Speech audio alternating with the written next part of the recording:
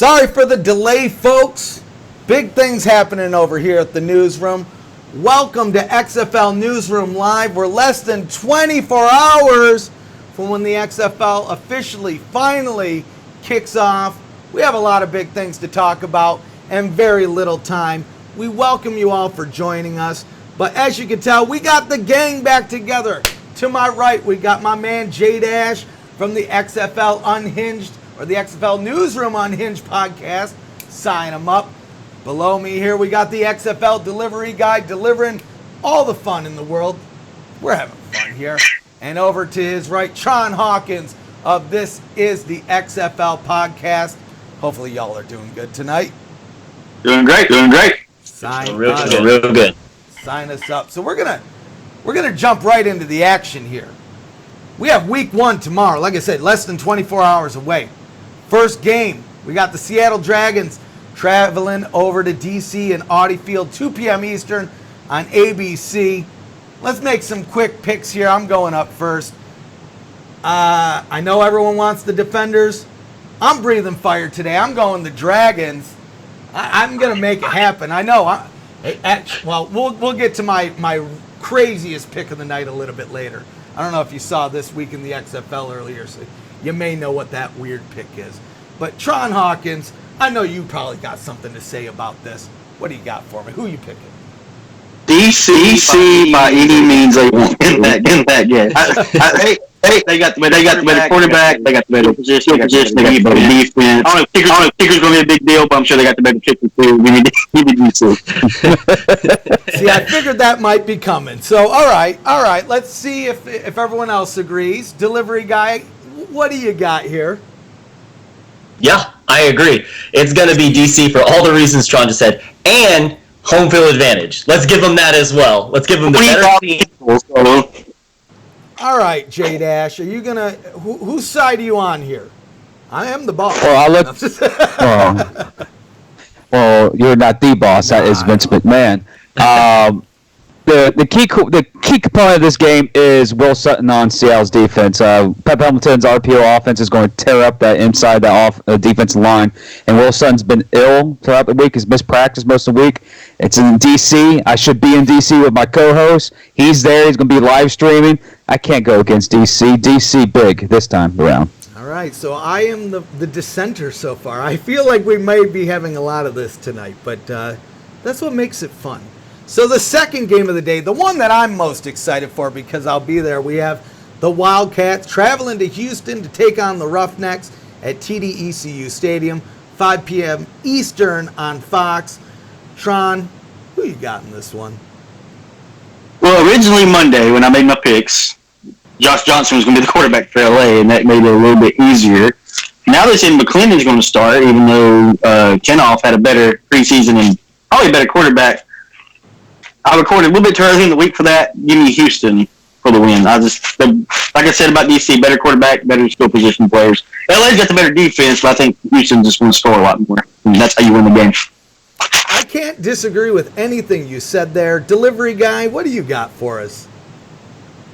Well, I'm going to actually, even though I love Houston, I'm not going to pick with my heart. I'm going to pick with my head, and I'm going to say LA is going to win this one. Because the biggest matchup is going to be LA defense versus that Houston offense. And who's going to win? That's really what it's going to come down to. And I think the Wildcat defense is just going to be too much. Well, I hope you're wrong. So we're going to move on. I hope I'm wrong. Well, the only way that LA wins this game, they got to find a way to keep this game going. Means that defense has to keep Philip Walker on the sideline. Unfortunately, Philip Walker is the better of the quarterbacks, and they also have a better backup. They also have Sammy Coates. They also got Andre Williams. Mm-hmm. Houston wins in a squeaker, but they win. I like where we're going here. Now I'm gonna agree with most everything you said there, but I don't think it's gonna be a tight game because I think, at least in my opinion, I think the Houston defense is better than everyone gives it credit for. There's a few. Coney Ely's on the team. Dude's solid. There's a couple of good, strong guys in the defense. And the one thing that everyone brought up here is Houston's not going to be scared to try to score points. I think we're getting at least a 10-point game, a 10-point win out of the Roughnecks. Rough them up. My my unbiased opinion. You guys can't see me, but I am wearing Roughnecks gear right now. But it is a very unbiased opinion. Now, this is going to be my favorite one here. First game of the 9th, the coldest game of the week. We're heading up to MetLife in New Jersey. We have the Vipers and the Guardians. 2 p.m. on Fox. I'm starting because I'm picking the Vipers. I'm doing it. I'm ready to strike. I think the Vipers, we're so early in this season. Here's my rationale. I don't know if anybody watched This Week in the XFL earlier, right? Here's my rationale. Is when you look back at the old XFL, the AAF, the people that we thought were going to be stars weren't necessarily the stars at the end of the year. Rather, it was people that we didn't necessarily know who they were. Now, this might sound bad, but there's a lot of those on the Tampa Bay Vipers. There's a lot of, who is that? So that doesn't mean they're not going to be good. It just doesn't mean that we know what they're going to play like. Now, I will say the Guardians do look strong, but before I take what else anyone else is, you know what I mean. Delivery guy, what do you got to say? I disagree with you because I'm using this thing called common sense, and I gotta go with the Guardians. And the simple fact is, they do have the bigger names. They do have the more known names. They have the more experienced names. And the coaches alone, Kevin has a more winning record through his whole career. Mark in Tampa Bay, he coached with Chicago Bears in the CFL, but his record to me doesn't scream confidence. And I'm more confident in New York's offense than I am Tampa Bay's offense. And again, I can't refute anything you're saying there. JDash, what are you thinking about this? Well, as you know, Tampa is a 2-point favorite. I don't understand how they're a 2-point favorite. It's in New York. I'm still not sold on Aaron Murray. It's all because of what he did with the Atlanta Legends last year. And yes, I know it's a different offensive scheme in Tampa. I'm just not sold on him yet as a quarterback. Now, if it's Quentin Flowers was starting, or dang it, the other guy's name just left my head. But Kevin Gilbride is a quarterback whisperer. He pro-style offense, cold weather. New York has a better running game, and I think they'll have a better tight end squads. And I think, honestly, my opinion, this game, officially, it's going to be the battle of the tight ends. I think these two teams have the best two tight end groups in the league. Whoever wins that match wins the game, and it's going to be close. This is going to be one of the ugliest of the 4 games to watch. It's quite possible. Now, interestingly enough, I was looking at the order of people we're going to talk to here, and I don't know why it's always you, Tron, that I skipped, okay. But it is your turn. What do we got here? You got Vipers and Guardians. I said it on my podcast. I said it with JDash the other day. Aaron Murray is a good quarterback, but he's never been a great one, even at Georgia. When he's going to make that one throw in the big game, he can never make it. And the Guardians secondary is probably one of the best in the league. Yeah. It's going to be close, but when it comes down to him in the fourth quarter, say they got to go for a 2-point conversion to tie it up or something, my confidence not in Aaron Murray, because as a Georgia fan, I've seen him break my heart too many times. Like I told J-Dash, he went 9-3, but the 3 losses was in the biggest games of the year. So give me the just because their defense is better, and Aaron Murray just can't make the throw when he needs to. Yeah, and Tampa Bay is beaten down, broken. They're out. Probably their star receiver with Antonio Callaway. And I will give the Guardians credit, right? They I think the delivery guy you brought up, their coaching staff is second to none, right? The quarterback whisperer up there, I think he's going to be able to do a lot with McGloin and Luis Perez. I think Luis Perez kind of made out in that deal because now he's not going to sit behind Josh Johnson, whereas he might get some shared playing time out of there. But I had to go Vipers. I knew everyone was going to pick against the Vipers. I had to be the one guy to be ready to strike.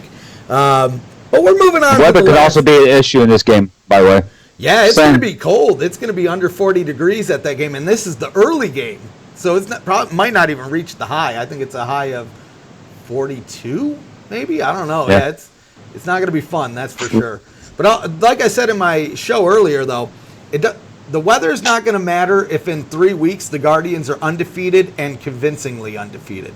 If they're the Orlando Apollos of the XFL, we're going to see not maybe MetLife packed, but we're going to see it packed for the weather conditions that they're going to be dealing with. So I honestly, I hope the Guardians win. Sorry, Tampa Bay fans.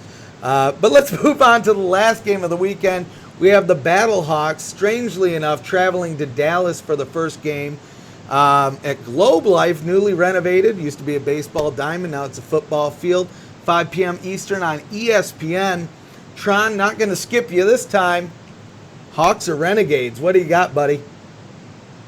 I got the Battlehawks winning. I know they're a 10-point underdog, but Dallas is so beat up. And I did see a Twitter thing earlier, a video of Landry Jones actually throwing to Dunbar, which I thought both of them was hurt. But all the media on XFL.com said that Landry's probably not going to start this week. And I like Philip Nelson. He's good in the AAF. He was okay. But St. Louis' secondary, I think, is actually a lot better than people give it credit for. It's young. I don't think they're going to win it with their offense. I think they're going to win it with their defense. And it's going to be, I think this might be the ugliest game. You got a rookie against a backup pretty much at quarterback. Like St. Louis, like 18-15 or something. Like something just god-awful ugly. But yeah, give me St. Louis. Well, you brought up the low scoring part of it, and even in the preseason, again, the preseason's not a good judgment here because in all reality, the XFL's preseason was really like the fourth week of the NFL preseason. It was more about assessing. But when you look at all the games, both of these teams kind of started out slow, and that was before Dallas had the injuries. But delivery guy, what do you got here? You're close to Dallas. Yeah, I'm going to go with Dallas on this one because I think Bob Stoops has put together a more cohesive, balanced team, and I think they're ready for this situation that they're in, which is a lot of injuries. And I think the Philip Nelson, now, we're not high on him, and none of us are wrong with that criticism, but I think we're going to see a different Philip Nelson under a Bob Stoops offense than Philip Nelson under a Mike Martz offense in the AAF. That was a complicated offense for any of them. If you remember, San Diego had a hard time getting anything going. I think Bob Stoops is a very smart coach, and I think at the end of the day, we're gonna see two middle pack teams battling who's gonna just not be worse. Yeah. And I think Dallas is gonna come up out on top. I like that stance. So let's move over. Do you think St. Louis covers the big point spread? Because 10 is way too much, right? It should be close. I think it'll be close. I think you're right. Yeah. I'll agree with that. JDash, give us that opinion. So I know you got him. So I'm the one that's going to be the lone star here. Experience. National champion head coach, future Hall of Famer head coach. Philip Nelson with experience in the professional level. There's no experience on the Battlehawks offensive side of the ball at the helm. Jordan Talamo just came out of college. Maybe a little practice squad, but nothing like Philip Nelson. Yes, Philip Nelson did play for the He played for the San Diego Fleet. Yeah, even though the Fleet weren't what you like to call decent, they were the Atlanta of the West in the AAF, but they actually won games unlike Atlanta. This is in Dallas. This is considered ESPN's game of the week. They've been hyping up this game more than they've been hyping, well, second to the Defenders in Seattle. I think Bob Stoops impresses. I think that place is going to be jam-packed, and I see Dallas with Philip Nelson and Eric Dungy showing some time in there, covering the spread easily against St. Louis. I'm just not sold on St. Louis just yet. They don't have enough offensive firepower, in my opinion, can keep up with Dallas if Dallas starts clicking on all cylinders right off the bat. All right, so I agree with parts of what you said. I'm going to say I'm going with Dallas on this one, but I don't think it's going to be a blowout. I think I agree with both Tron and Delivery Guy here that it's going to be a much closer game. Both teams' defense is pretty solid. St. Louis's defense is probably the better of the two, but you can't discredit Big Game Bob in all of the kind of working players he has, right? Between Nelson and Dungy, I think they're going to be able to make it happen over Teamu, and honestly, I don't who is it? Henneke is their backup in St. Louis. Yeah, but don't forget, the leader of St. Louis is not going to be either one of them. The leader of St. Louis is going to be Christine Michael. Yes. They're going to run the ball. Yeah. So that's a week 1 picks there. Let's move on to some predictions here. Game of the week. What do we think the best game of the week is going to be? We're going to start off with you, my man, JDash. What's the best game of those 4 that we're going to see?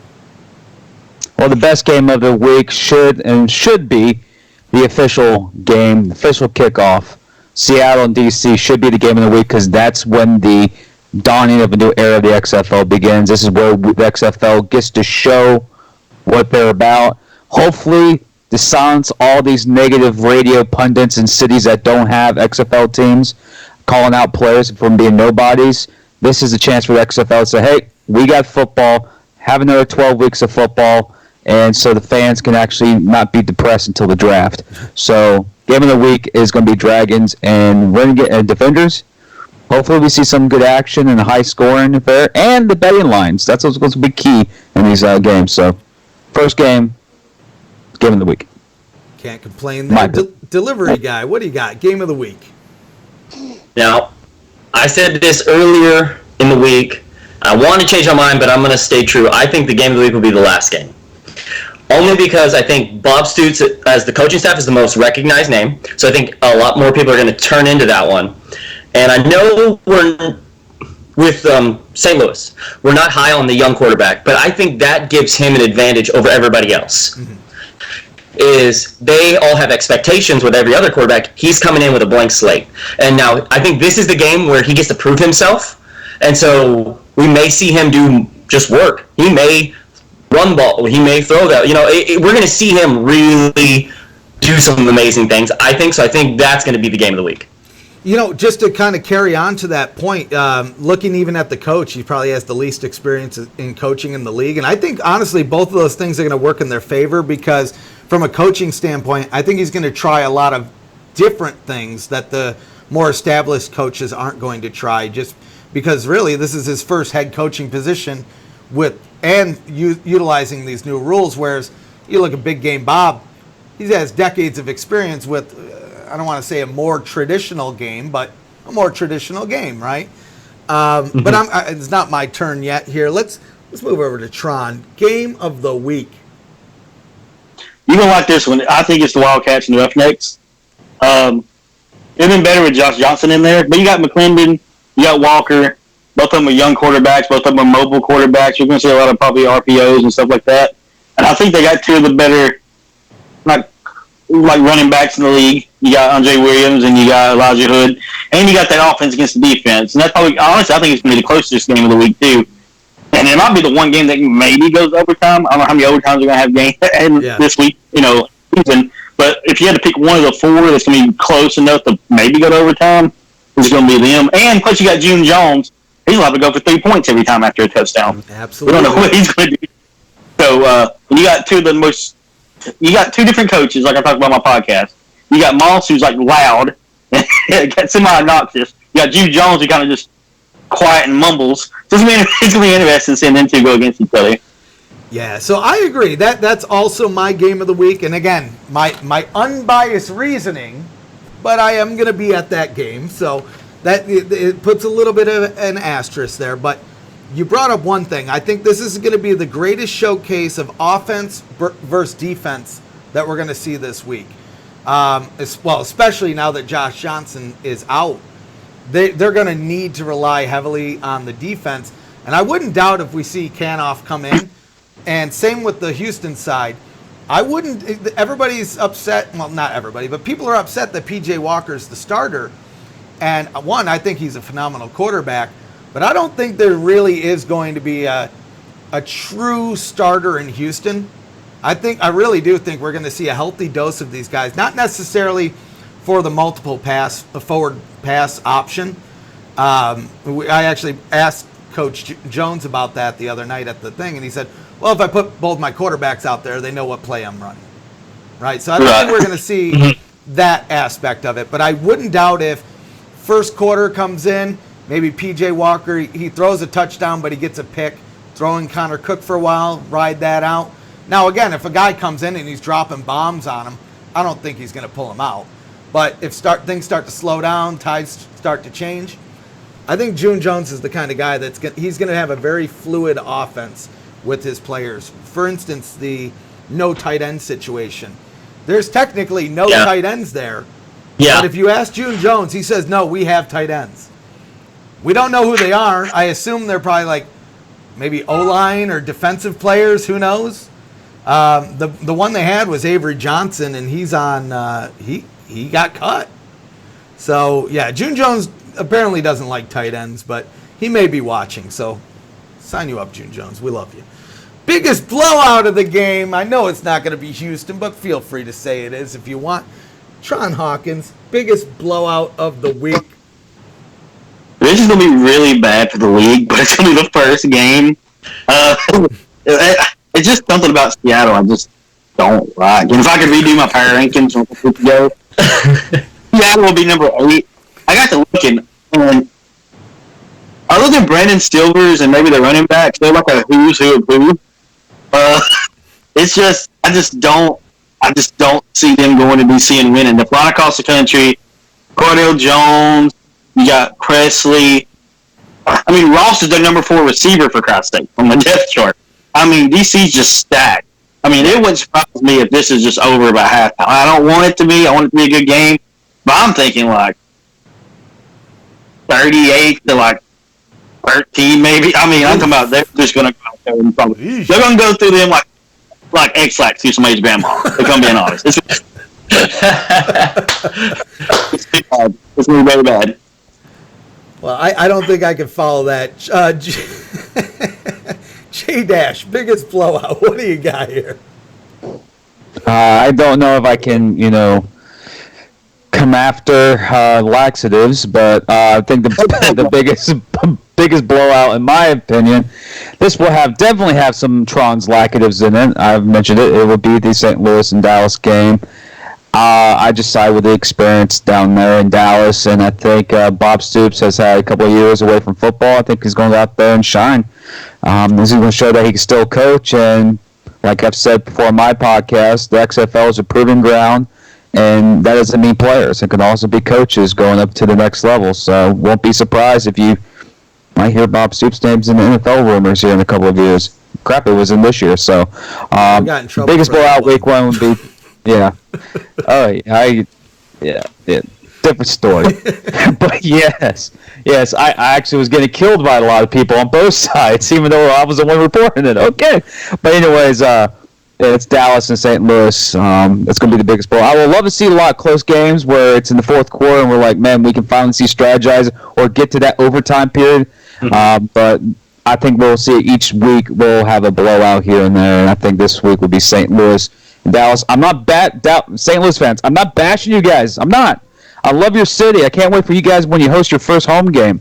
I will favor you guys there. I don't care who you guys are playing. I just don't see you guys going to Texas back-to-back weeks and winning. So, all right. Delivery guy, biggest blowout. Man, I feel bad because I'm trying to pick a different one, but I think you two picked like the best options, especially Tron with week 1. I think Seattle's team, there's just some I don't like.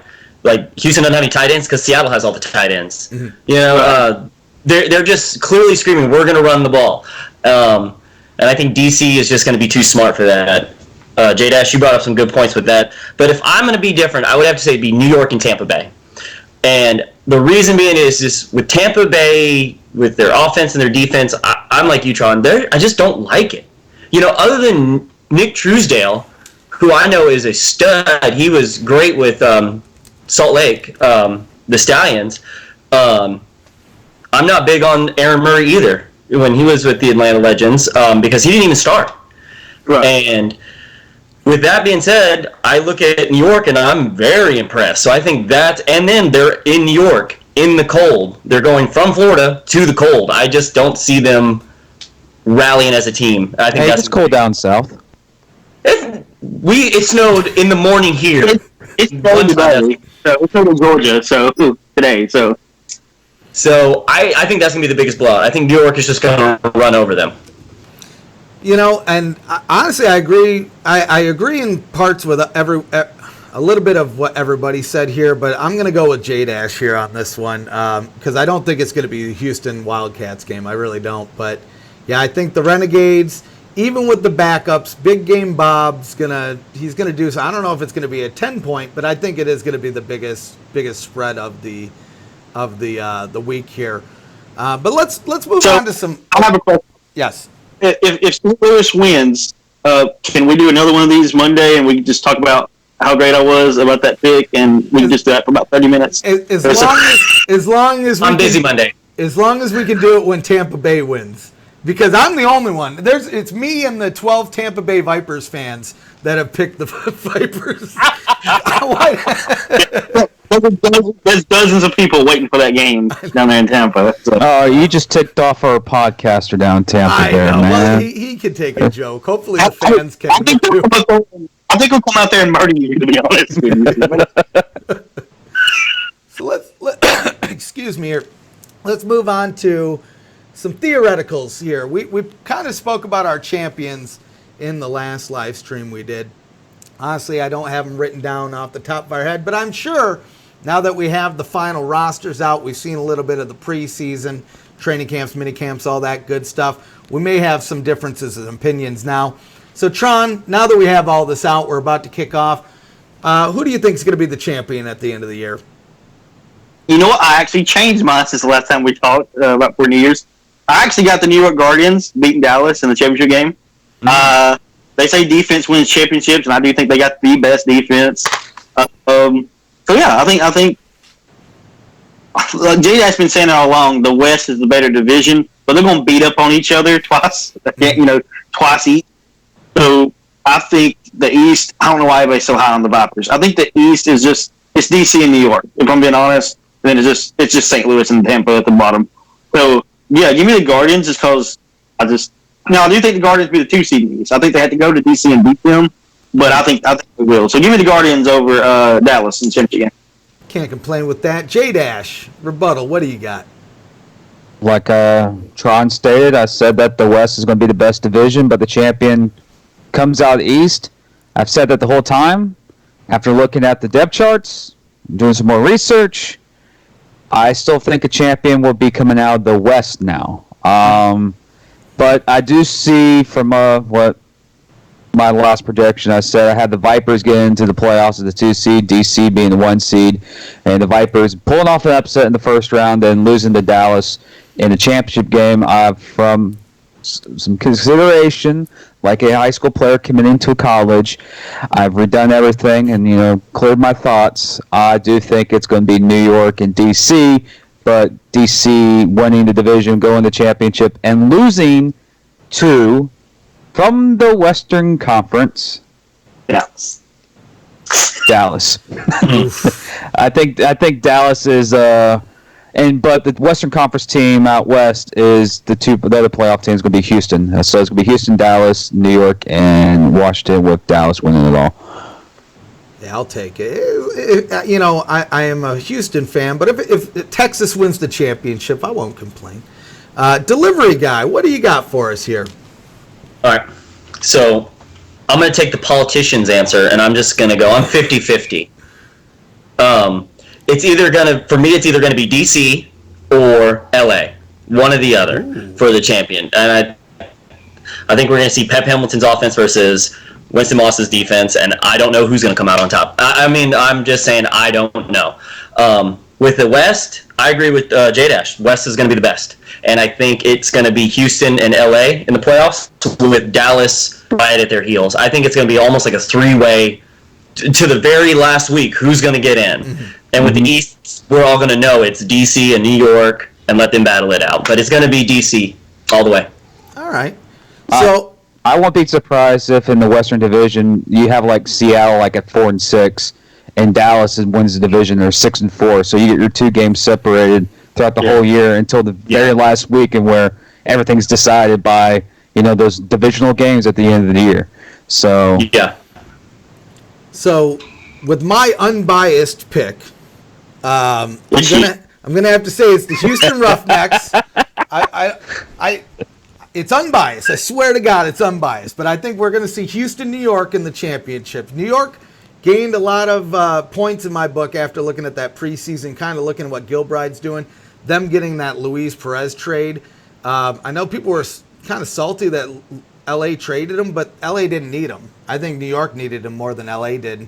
Quite honestly, LA, with that bringing Sean Oakman back, they're looking pretty stacked. But I think ultimately we don't know how long Josh Johnson's going to be out. We don't know how the backups are going to work out. We saw Canoff did pretty good in the preseason, but again, it was the preseason. There may have been a lot of guys that got cut out there. I think Houston pulls it out against New York. But again, this is just my unbiased pick. I don't know.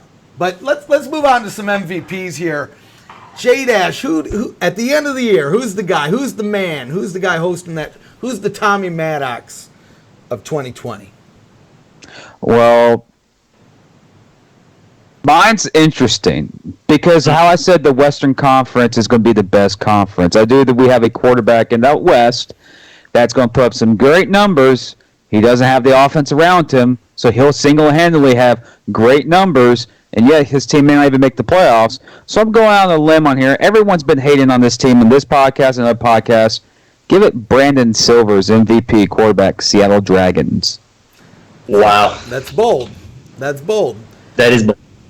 I guess it's so bold I didn't even get him on my fantasy team. That's how so bold I am. So, yeah, I guess it's my turn. I didn't even think to research this one a little bit, but I'll say this. I think the MVP is going to be a quarterback. I think it's probably, unless we have somebody go gangbusters with reception yards or running, especially if we have a star running back in this league, he could get the MVP just because I don't think there's going to be a lot of people running. There's going to be a lot of passes. So if we get a guy that somehow gets 1,000 yards running in 10 games, he might get it. But I for now, I'm going to say quarterback. And you know what? I'm going to go unbiased this time. I say Cardale Jones. I think he probably starts out slow, maybe wins a couple games in a non-convincing fashion, but by game 3, I think he finds his rhythm, and he's going to be scary. If he can find the Cardale Jones of Ohio State, he's going to be able to run all over these dudes that may or may not be in the XFL next year. But that's just, and this is a truly unbiased pick, because everything in me wanted to pick Connor Cook, but I know I would have been lying to myself. But delivery guy, what do you got for me here?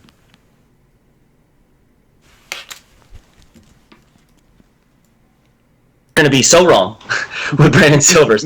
Matter of fact, I actually don't think, because he's got the start, right, in Seattle. I don't think that's going to be the case at the end of the year. Well, one of the reasons why I chose him is because me and then the ref interviewed him on one of our shows. So he's always been like, we've got to talk to the guy himself. So it's a biased opinion. Sorry, you got a crush on Brandon Silvers. It's fine. A man crush? No, not the other type of crush. Okay.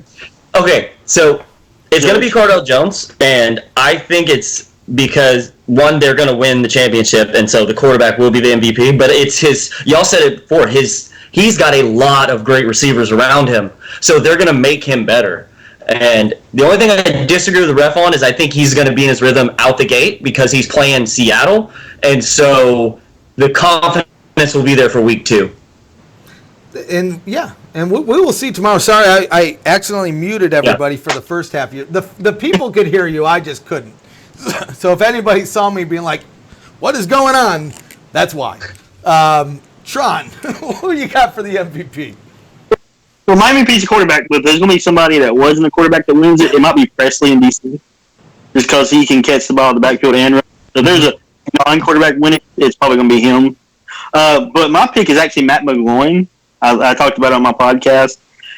He's got some pretty good weapons in New York. They're not, like Mikael McKay out there. I mean, he's going to be a stud. And then they're going to get, what's the wide receiver for the Guardians that's hurt? D'Angelo Yancey. When he gets back, I mean, that's 2 really good weapons on the outside there. And you got Kevin Gilbride, who made Eli Manning a Super Bowl winning quarterback. So, I mean, what is he going to do with him? Plus, this man walked on to Penn State and won a starting job. So the XFL ain't nothing to him compared to that. Nothing against the XFL. I mean, you walk on to a big time college like Penn State and start. Yeah, give me Matt McGloin. He's a dark horse. I wouldn't bet on it, but I mean, if anybody other than Cardell Jones or Lindsey Jones is going to win it, if somebody not last name Jones is going to win it, it might be him. I'll sign it up. So that's it for our picks. We got the prediction. Now here's the one that I think a lot of people are going to like. We're going to do some power rankings here. There's guaranteed to be some disagreements, but by the end of this, we're all going to have to agree on the power rankings of these teams, at least for week 1. Right, so let's move this screen over here. Of course, your cameras don't work here. Why wouldn't I test that? Well, you know, folks, I'm not going to fix this right now, so they may not see all of us. But we'll just go right down the list. Dallas Renegades, I don't know. I'll just start off here. I'm going to say, me personally, I'd move them at number 3. But what do you got for me here? What arguments, disagreements? Does everybody agree or disagree on number 3 for the Renegades? And we can move these around as we get through the list. I would say 4. I would say 4. LA's ahead of them. DC's ahead of them. Houston or New York is ahead of them, how you're looking at. So, yeah, I'd say 4 from them. Until Lane gets back. I put him at 4th right now because of Landry Jones and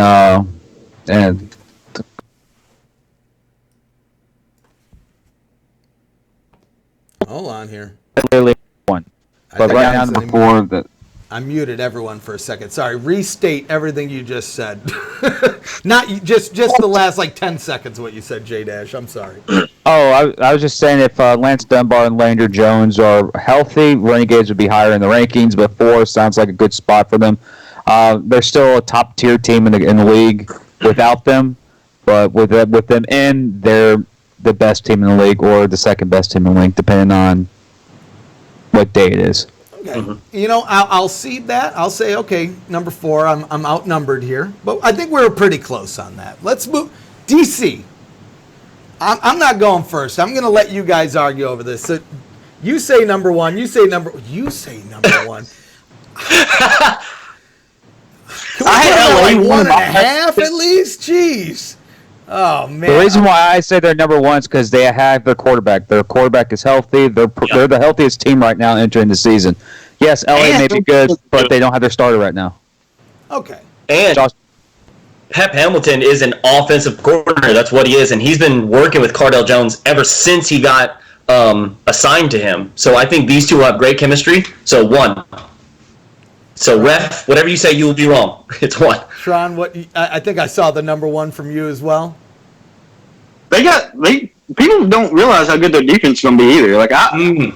They're going to, out of the 10 games, I bet half of them is a blowout. I bet they blow out half the games. So yeah, give me DC.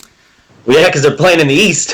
Yeah. Yes, and then Seattle won. So. Their front 7 is going to be pretty lethal. I do like the defensive front 7 in Washington and their secondary, especially Will Hill. Yeah. So I feels like I lost that argument. I would put them at number 2. But we can move these around. So the next one up, we have the Houston. What? I said we all said they're first. I think DC's going to stay What at if 1. we get to another team and we all collectively agree? I didn't think of that. Another team. I'm going to throw out a team. We're going to go to the next team, and I think this holds a high contender for number 1 here. If anybody's guessed, the Houston Roughnecks. I say they're the best. Now, let's open up the floor. I know. Are you getting paid by Houston? What do you got for me?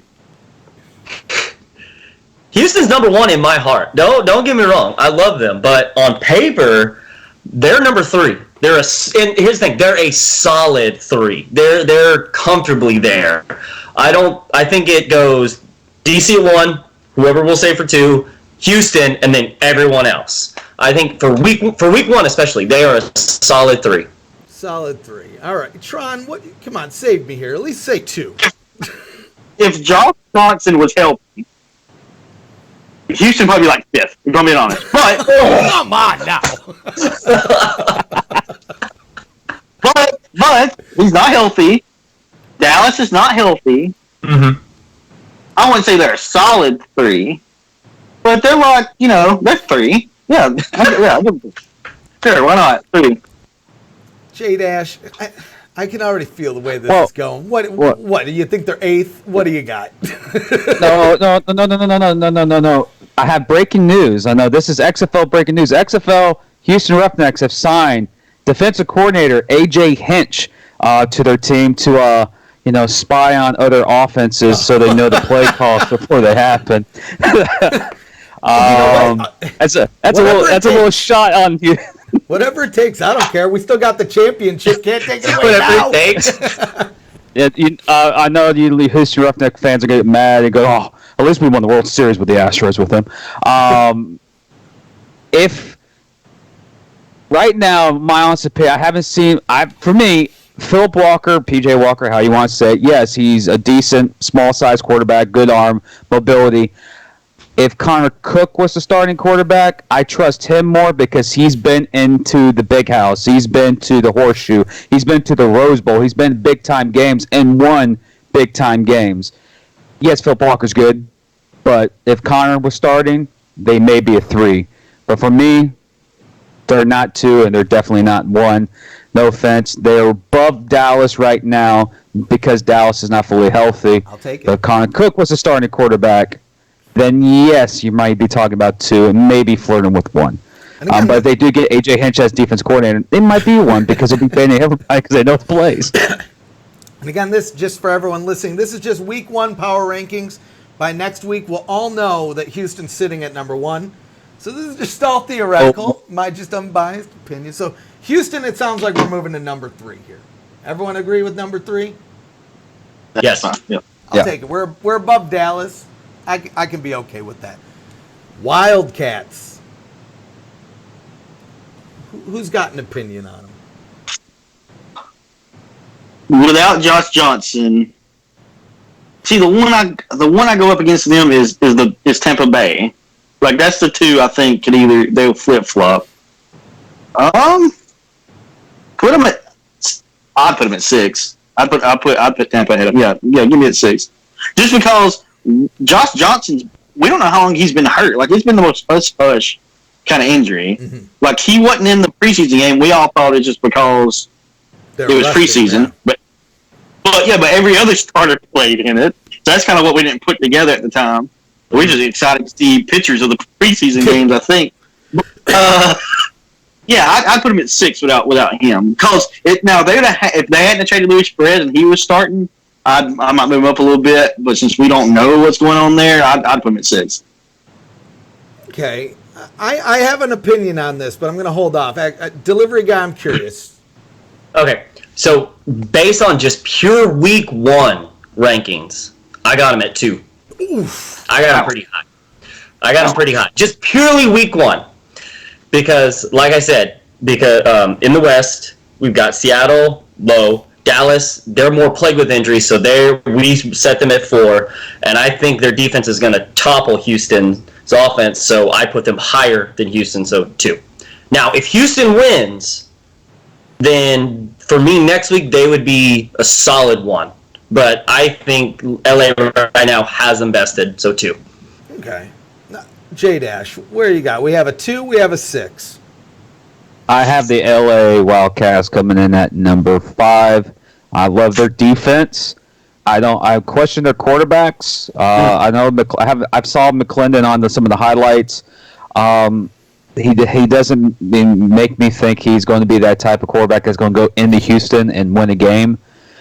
Josh Johnson, he's like almost 42 years old. The guy's been in the league for a while, multiple leagues. I just right now the Luis Perez trade. Me and Tron talked about this on my podcast. It's interesting that situation. Now Perez is in New York. He works that system is better for him in New York than it is in LA.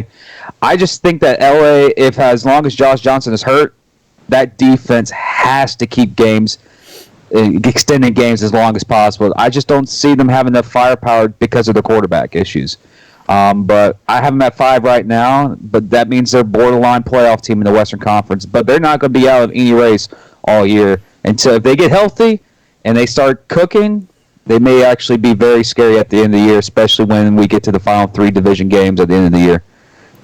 So I actually agree with you. I was thinking number 5, and this comes down to a couple things. Is one, the injury. Everybody's brought up the injury. But 2, looking at the rest of the teams that we have on the board here, I think there's one that sits above them, at least in the opening spot. And this is actually our next team, so kind of a segue here. I would say Wildcats at 5 with the Guardians at 2. They came out one. I've said this a couple times. I think it's very important for these XFL teams to have 2, maybe not even great quarterbacks. I think even having a team with 2 good quarterbacks against a team with 1 great quarterback is going to be very beneficial for some of these teams. And that's not to discredit either of the quarterbacks they have in New York, because I think they're both solid.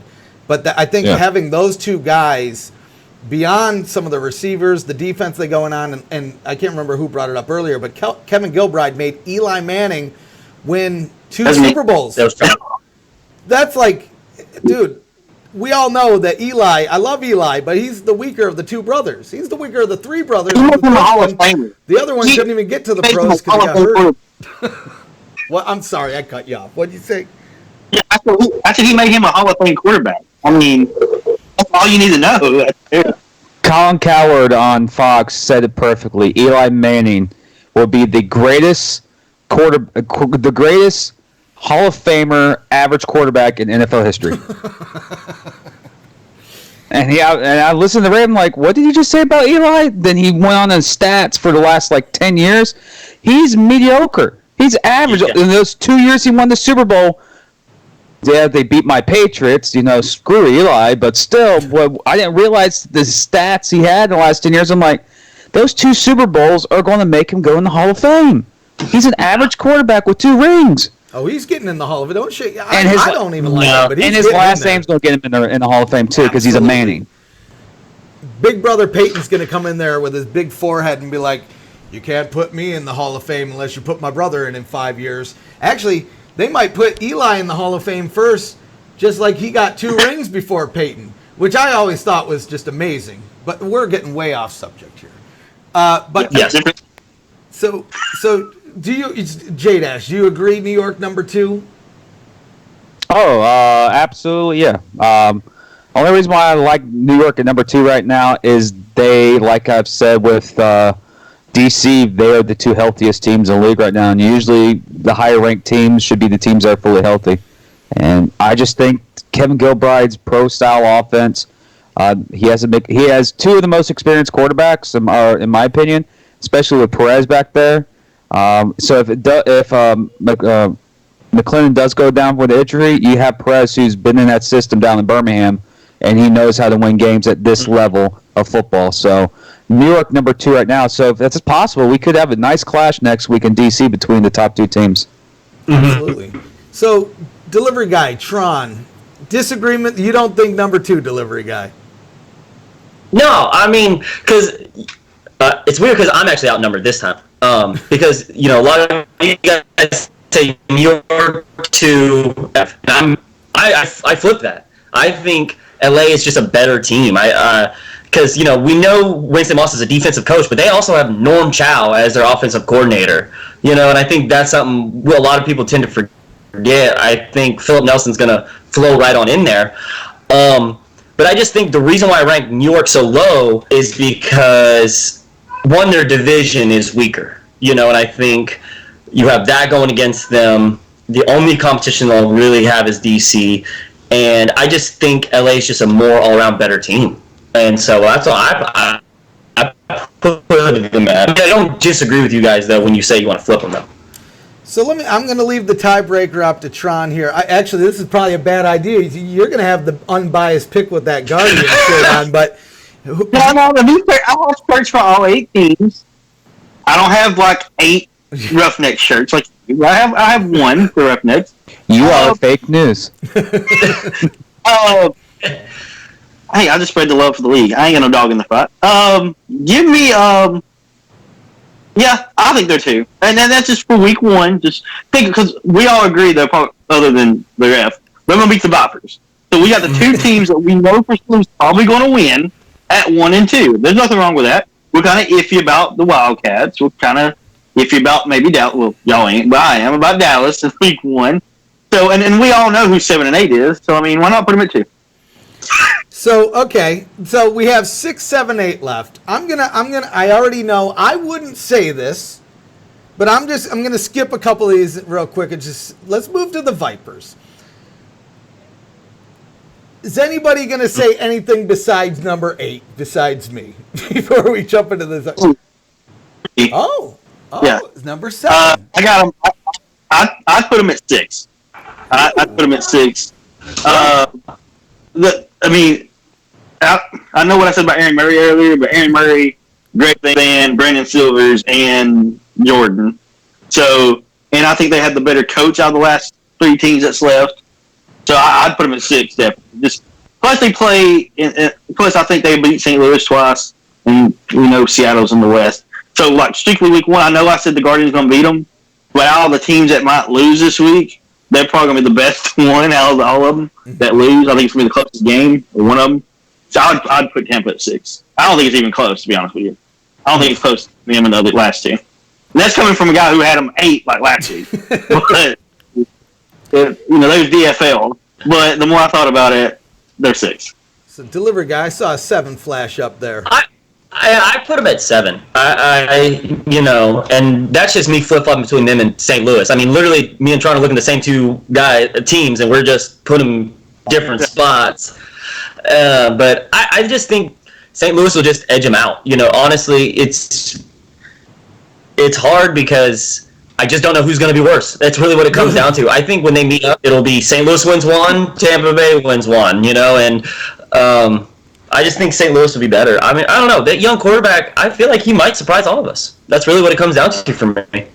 You realize Tampa's going to end up winning this at the end of the year. We're going to all look. And we're all just going to quit doing what we're doing, yeah. It's going to show that Vegas does really have some time-traveling magic going on, because they're the only people on the planet that think they're going to win 7 games. They got is what it is from like the future. Yeah.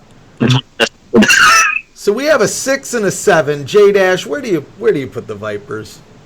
I have them at 6 due to the offense. They have, in my opinion, a better wide receiving core than St. Louis and Seattle. You can put St. Louis and Seattle's receiver core combined, and they still won't equal Tampa's. And also, I agree with Tron. They do actually have a more experienced quarterback, even though that the last time we've seen Aaron Murray, it was, bad taste. But then again, he did play in Atlanta, and that gives everyone bad taste. And you got some good receivers in there, Tolliver, Sontavious Jones, and the 2 running backs I think are going to be studs in the XFL are Jacques Patrick, a big thumper type style running back similar to like Leonard Fournette, and a speed demon in Devon Smith. Tampa Bay has enough offensive weapons to score points. Their question will be their defense, and their question is going to be Mark Trestman's ability to learn how to use plays to do short yardage, to nickel and dime down the field, stop throwing deep balls. A lot of film I've watched on Aaron Murray over the last couple of weeks through the AAF and his time in the NFL. He's always, first read, slant route, not open. Deep route, open, throw, pick, safety. And the safeties run the other way. And that's the reason why he's in the XFL. But in my opinion, Tampa Bay has a better offensive scheme and a quarterback than the other 2 guys. Even though I said Brandon Silvers, I was just being a fanboy, but Tampa at 6. All right, so I'll agree with that. So I think 6 is a solid point. Now, I didn't really plan this way. We didn't go in order, but we did end up with the last 2 teams here as the last 2 spots. Battle Hawks and Dragons. We're gonna have some salty fans either on the East Coast or the West Coast here. You know what? I'll start this off because I know this is gonna hurt. This is gonna be like ripping a Band-Aid off. I'm putting St. Louis number 8. If I'm looking at this list, I think I put more stock in both Brandon Silvers and BJ Daniels than I do over Jordan Ta'amu and Heineke. The experience, although may not be a lot of experience, they have more of it. That's my pick, but the floor. I see Tron over here. I gotta know what you're thinking. I think you're muted yourself. Or did I? Wait, you hear me again? You hear me? I Do I can hear gotta you. start over? Everybody can hear you but me again. I'm just a fool. Okay. I thought you should. No, I think St. Louis is 7 and Seattle's 8. Just because I like their defense and their running backs more, and I think I like their wide receivers more. I mean, they actually got real wide receivers, not a quarterback that is turning into a wide receiver. They're number 1 or 2. Hey, easy. He's maybe it's fine. And plus, they got Kenneth Farrow there. And what's the other running back's name from the AAF? I know you know. Gardner. Yeah, and the third one was anyway. They got Tron Gardner starting over the 2 other ones, which I think the 2 best ones. So I don't know if they even know what's going on out there in Seattle. Plus, people remember Jim Zorn from his Washington coaching days. And really, to be honest with you, if you look at his stats, he wasn't really that good of a quarterback either. So I just think. Don't let Seattle hear you say that. I don't even drink coffee, but yeah, put Seattle at 8, and put St. Louis at 7. Damn. Take a shot at their son, and then you take a shot at their coffee. Dang, Yeah. Tron. You know what? While I'm talking about Seattle, Grey's Anatomy is a stupid show too. Next thing you're going to say is Nirvana sucks, and we can't go there, all right? Or insult Frazier. Oh, man. All right. Delivery guy, what is Seattle 7 or 8? What do you got here? Seattle's 8. I agree with Tron there. St. Louis is 7 and Seattle's 8, and it's just simply because what Jim Zorn has put together offensively is so weird. You know, I'm seeing 900 tight ends, million running backs. No, the running backs are good. Tron is right. You got Kenneth Farrow and Jaquan Gardner, and I know you say Kenneth Farrow's better. And as the Commanders fan, I want to agree with you, but I remember Jaquan Gardner also running all over San Antonio when they went and played in San Diego, and that was supposed to be an amazing defense. Jaquan Gardner is a beast. So they've got a great running game. Other than that, I'm left with a lot more question marks, a lot more questions than answers, so they go to 8 for me. Okay, so JDash, I guess you're the deciding factor here. Do you agree with Dragons at 8? The only reason why I put the Dragons at 8 is because they're not healthy right now. They're depleted on defense. Yes, Mr. Tron attacking the city of Seattle, we have like a civil war against them for some odd reason. There's nothing wrong with the city of Seattle, people. It's a great city, great fan support. They got a hockey team coming, and they're going to name them the Krakens. Stupid name. The Dragons, in my opinion, have a good wide receiver core that no one's talking about. Terrence Williams and Ken Reynolds, who is a former 5th in the Heisman Trophy candidate, running back at Navy. I think the last person that got votes was like Roger Staubach or something like that from Navy. So he's a good athlete. I could tell by the XFL they're going to run a lot of stuff about him during the game tomorrow. The only thing I see, the reason why St. Louis is ahead of Seattle in my predictions is the injuries. Seattle just, every time I look on the websites, on any of our guys' Twitter handles or any of the other news networks, you always see a Seattle player being put on the injured list because of something, and they're beat up. And seeing that they're playing DC Week 1, in our opinions with DC, you have to be the polar opposite. So I think Seattle may not be the last all year. Their injuries. There's too many of them for them to be higher than St. Louis at this point.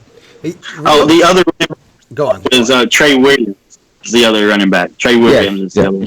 So, Texas A&M and former Commander.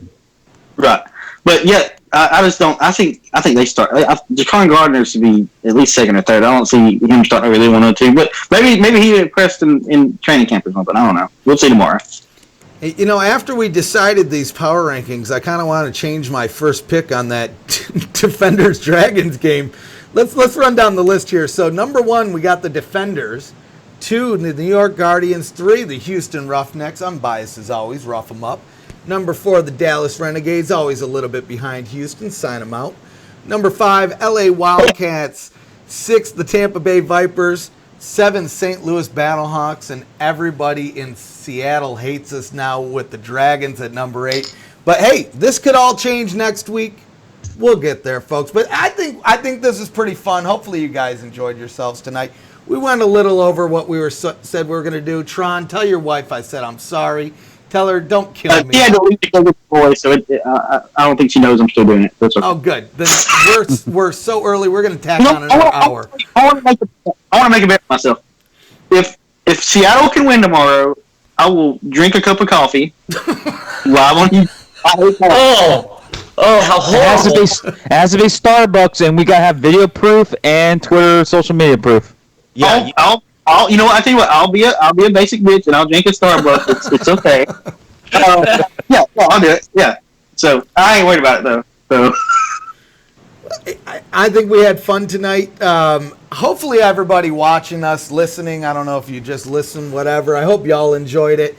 Either way, tomorrow, that's really all that matters. Tomorrow and Sunday, that's really what matters. That's when the magic happens, as they say.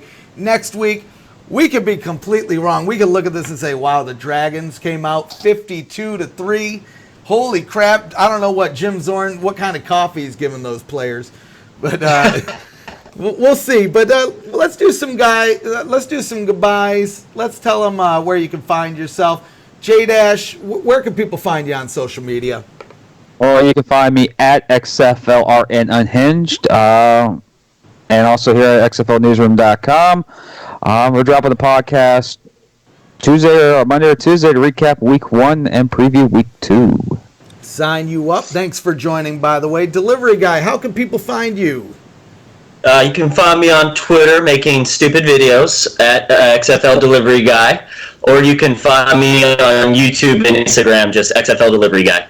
Perfect. And again, thanks for joining me as well. Tron Hawkins, I only forgot you once in this episode, and I caught it before we got to the next question. So I feel and my camera don't freeze all the time. You always got to see my we're face. making progress here, man. Where can people find you online? At XFL Podcast on Facebook here, and actually start next week. And I'm not copying another show or a mothership. I'm actually going 2 days a week, Tuesdays and Fridays, hopefully. So I'm going to do on Tuesdays. I do a review and my own power rankings on Tuesdays, and I'll do preview on Fridays. So hey, I'll never complain about more content. But again, thanks everybody, the fans, you guys for joining us on this panel show. I don't have a specific date set up, but maybe we'll do another one of these in maybe a month, just to kind of look back at our rankings. I have an idea. Why don't we do one, say, I don't know, March 6th when I'm out there in Houston. Let's do that. Me and the inside the camera.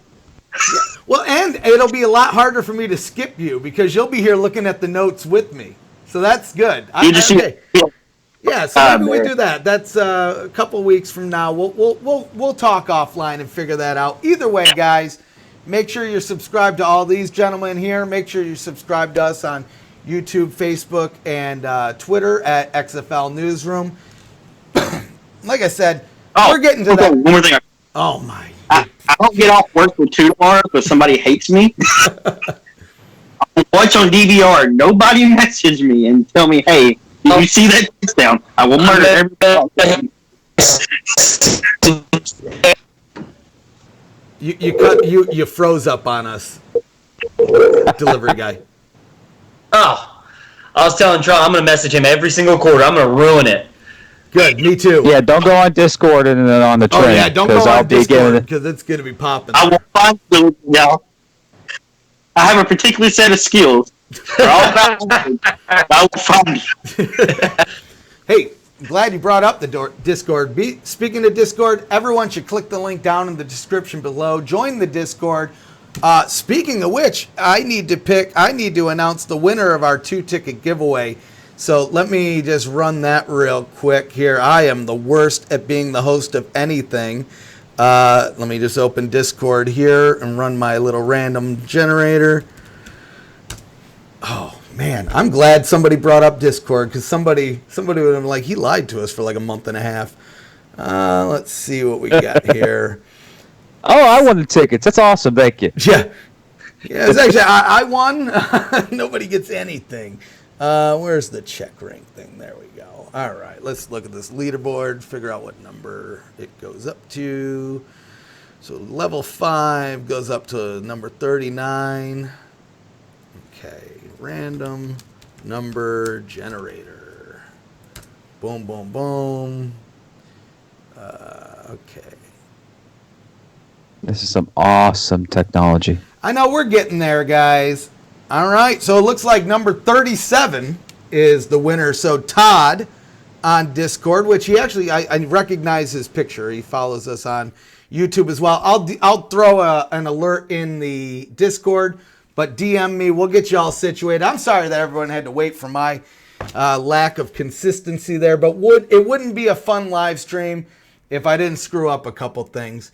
But again, thanks everyone for joining us, the panel, the fans. We look forward to covering all the news throughout the season. We look forward to bringing you the latest news, hopefully for years to come. But again, like I said, since we're on YouTube, make sure you drop a like, comment, subscribe. Click the link to see when we're dropping new videos.